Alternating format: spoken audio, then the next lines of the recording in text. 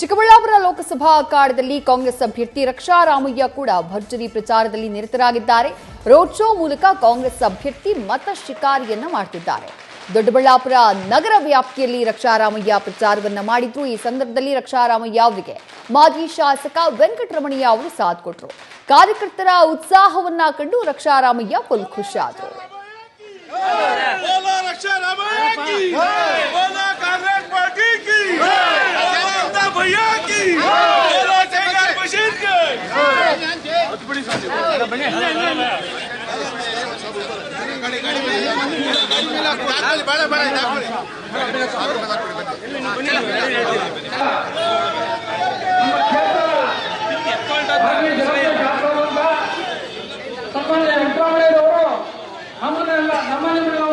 ರಕ್ಷಾ ರಾಮಯ್ಯ ಅವರನ್ನ ನಮ್ಮ ಪ್ರತಿನಿಧಿ ಶಿವಕುಮಾರ್ ಮಾತನಾಡಿಸಿದ್ದಾರೆ. ಈ ಸಂದರ್ಭದಲ್ಲಿ ಬನ್ನಿ ನೋಡೋಣ.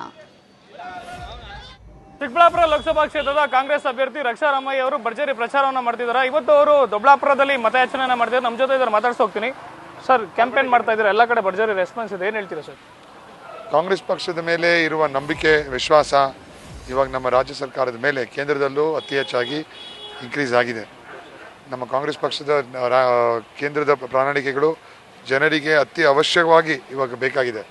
ಕೋವಿಡ್ ನಂತರ, ಡಿಮಾನಿಟೇಷನ್ ನಂತರ ಬೆಲೆ ಏರಿಕೆ, ಜನರ ಹೊಟ್ಟೆ ಮೇಲೆ ಹೊಡೆಯುವಂಥ ಕೆಲಸಗಳು BJP ಸರ್ಕಾರದಿಂದ ಆಗಿದೆ. ಸೊ ಇವಾಗ ಕಾಂಗ್ರೆಸ್ ಪಕ್ಷದ ಒಂದು ಸ್ವಲ್ಪ ಅಳಿಲು ಸೇವೆ ನಮ್ಮ ಜನರಿಗೆ ಮಾಡ್ತಾ ಇದ್ದೀವಿ ನಾವು. ಅದು ಹೆಚ್ಚಾಗಿ ಮಹಿಳೆಯರು, ಯುವಕರು ಕಾಂಗ್ರೆಸ್ ಪಕ್ಷಕ್ಕೆ ಮತ್ತೆ ವಾಪಸ್ ಬರ್ತಾ ಇದ್ದಾರೆ.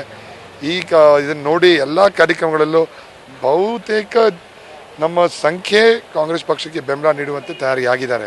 ಸೊ ನಾವು ನಮ್ಮ ಎಲ್ಲ ಕಾರ್ಯಕರ್ತರು ಹುಮ್ಮಸ್ಸಿಂದ, ನಮ್ಮ ನಾಯಕರುಗಳು ಭಾಳಷ್ಟು ಉತ್ಸಾಹದಿಂದ ಕೆಲಸಗಳು ಮಾಡ್ತಾಯಿದ್ದಾರೆ. ನಮ್ಮ ಎಲೆಕ್ಷನ್ಗಳು ಆದಷ್ಟು ಬೇಗ ಮುಗಿಸಿ ಕಾಂಗ್ರೆಸ್ಗೆ ಜಯ ಬೀರಿಸುವ ಕೆಲಸ ನಾವು ಮಾಡ್ತೀವಿ. ರಾಜ್ಯದಲ್ಲಿ ನಿಮ್ಮದೇ ಸರ್ಕಾರ ಇದೆ ಸರ್, ಗ್ಯಾರಂಟಿ ಯೋಜನೆಗಳು ನಿಮಗೆ ಎಲ್ಲಿ ಪ್ಲಸ್ ಆಗುತ್ತೆ ಅನ್ಸುತ್ತಾ ಅಂತ?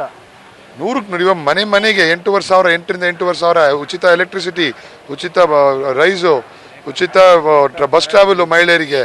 ಸೊ ಇವೆಲ್ಲ ಜನರಿಗೆ ಜೋಬಲ್ಲಿ ದುಡ್ಡಿರಲಿಲ್ಲ, ಈ ಸಮಯದಲ್ಲಿ ಕೆಲಸಗಳಿಲ್ಲ. ದೇಶಾದ್ಯಂತ ಹೈಯೆಸ್ಟ್ ಅನ್ಎಂಪ್ಲಾಯ್ಮೆಂಟ್ ರೇಟ್ ಇವಾಗಿದೆ. ಅದು ಪ್ರೀ ಇಂಡಿಪೆಂಡೆನ್ಸ್ ಟೈಮು ಸ್ವಲ್ಪ ಆಫ್ಟರ್ ಇಂಡಿಪೆಂಡೆನ್ಸ್ ಟೈಮ್ ರೇಟಲ್ಲಿ ಇವಾಗ ಆಗಿದೆ. ಹೈಯೆಸ್ಟ್ ಕ್ರೈಮ್ ರೇಟ್ ಆಗಿದೆ ದೇಶದಲ್ಲಿ. ಪಾವರ್ಟಿ ಇಂಡೆಕ್ಸು ಬೇಜಾನ್ ಬಿದ್ದೋಗಿದೆ ಇವಾಗ. ಅಂದರೆ ನಮ್ಮ ಪಾವರ್ಟಿ ಲೈನಲ್ಲಿರೋ ಜನ ಭಾಳಷ್ಟು ಇನ್ಕ್ರೀಸ್ ಆಗಿದೆ, ಹೆಚ್ಚಾಗಿದ್ದಾರೆ ಇವಾಗ. ಸೊ ಇವೆಲ್ಲ ಜನರಿಗೆ ತಿಳುವಳಿಕೆ ಆಗ್ತಾ ಇದೆ. ಜನರಿಗೆ ಕರೆಕ್ಟ್ ಸಮಯಕ್ಕೆ ಊಟಗಳು ಸಿಗ್ತಾ ಇಲ್ಲ. ಸೊ ಇದು ಕಾಂಗ್ರೆಸ್ ಪಕ್ಷದ ಕಡೆಯಿಂದ ಆಗ್ತಿರುವ ಒಂದು ಬೆನಿಫಿಟ್ನ ಜನ ಗುರುತಿಸ್ತಾ ಇದ್ದಾರೆ ಇವಾಗ. ಸರ್, ಚಿಕ್ಕಬಳ್ಳಾಪುರ ಕ್ಷೇತ್ರದ ಜನ ರಕ್ಷಾ ರಾಮಯ್ಯಗೆ ಯಾಕೆ ಓಟ್ ಹಾಕ್ಬೇಕು, ಯಾವೆಲ್ಲ ಅಂಶಗಳನ್ನ ಗಣನೆಗೆ ತಗೊಳ್ಬೇಕು ಅಂತೇಳಿ ವೋಟರ್ಸ್? ಮೊದಲನೇದಾಗಿ ನಮ್ಮ ಕಾಂಗ್ರೆಸ್ ಪಕ್ಷದ ಪ್ರಣಾಳಿಕೆಗಳು. ಎರಡನೇದಾಗಿ ನಾವು ನಮ್ಮ ಚಿಕ್ಕಬಳ್ಳಾಪುರ ಜನತೆಗೆ ಆಶೀರ್ವಾದದೊಂದಿಗೆ ನಾವು ಇಲ್ಲಿಗೆ ಬಂದಿದ್ದೀವಿ. ಆಶೀರ್ವಾದ ಇಟ್ಕೊಂಡು ಇನ್ನು ಮುಂದೆ ಕೋಟ್ಯಾಂತರ ಕೆಲಸಗಳು ಮಾಡಬೇಕು, ಲಕ್ಷಾಂತರ ಕೆಲಸಗಳು ಮಾಡಿ ಎಲ್ಲ ಕ್ಷೇತ್ರಗಳೂ.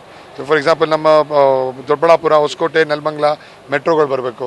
ನಮ್ಮ ಚಿಕ್ಕಬಳ್ಳಾಪುರನ ಹೂವಿನ ರಾಜಧಾನಿಯಾಗಿ ಮಾಡಬೇಕು.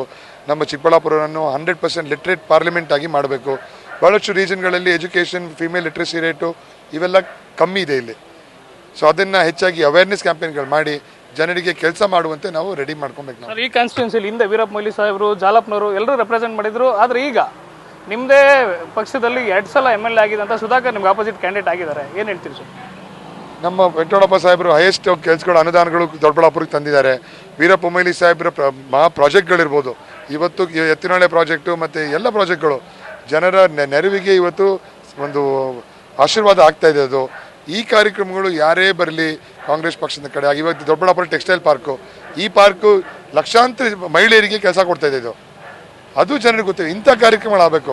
Hardware park, software park, aviation park, ಇವೆಲ್ಲ ಪಾರ್ಕ್ಗಳು ಕಾಂಗ್ರೆಸ್ ಕಡೆಯಿಂದ ಬಂದು ಚಿಕ್ಕಬಳ್ಳಾಪುರಿನ ಒಂದು ಪಾರ್ಲಿಮೆಂಟ್ ಕಾನ್ಸ್ಟಿಟ್ಯೂನ್ಸಿಲೇ ನಾವು ಅತಿ ಹೆಚ್ಚಿನ ಸಂಖ್ಯೆ ಬೆಂಗಳೂರು ಜನನ ಇಲ್ಲಿ ಬಂದು ಕೆಲಸ ಮಾಡುವಂಗೆ, ಬೇರೆ ಬೇರೆ ಜಾಗದ ಜನ ಬಂದು ಕೆಲಸ ಮಾಡುವಂಗೆ ನಾವು ಮಾಡ್ತೀವಿ. ಇದಿಷ್ಟು ಕಾಂಗ್ರೆಸ್ ಅಭ್ಯರ್ಥಿ ರಕ್ಷಾ ರಾಮಯ್ಯ ಅವರ ಮತ್ತು camera person Chandrashekar Shivakumar, news first, Doddaballapura.